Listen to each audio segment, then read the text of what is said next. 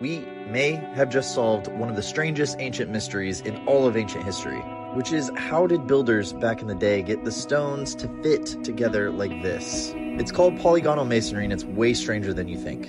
It is the only reason why Machu Picchu is able to survive between two fault lines. Stones actually guide the force of an earthquake through the whole building, through the strange angles and curves. Brick and mortar buildings are literally begging to be destroyed. The earthquake can travel in a straight line through the building through the weakest points in the mortar. The joints in this style of building fit together so well you can barely see them sometimes. Some even have these little fuse stones. The force was too great. Instead of the big blocks cracking, these would explode, allowing the building to shift a little bit.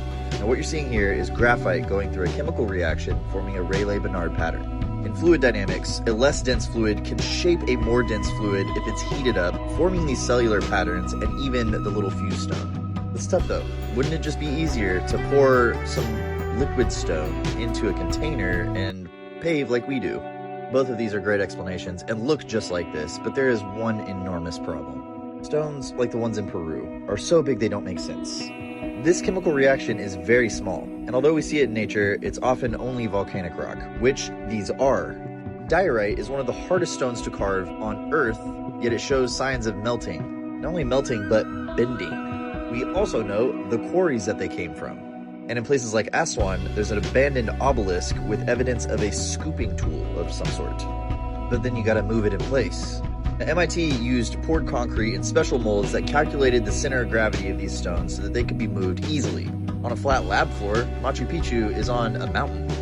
That stone is square, and we clearly forgot how to do this. The final form of this rock bending can be seen in the Coricancha. Luckily, the conquerors of these people built a cathedral over it to protect the machine-like stones that you can find inside.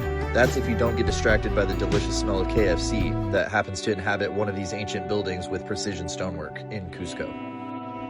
This is a vitally important concept to all of humanity. There is no written record of how these things were made, shaped, moved, quarried, anything. All we have is the clues left in the stone. Everything I find out about this stuff, I put into books, and then I translate that into content here. That takes forever, because I gotta find cool graphics, chop these pictures up, and speak in a way that's entertaining enough that you can show your mom.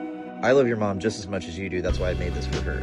You get all this cool research, a preview of the documentary that I'm making on the research, and access to my team of bandits who are traveling the world looking at all this old stuff and documenting what we see.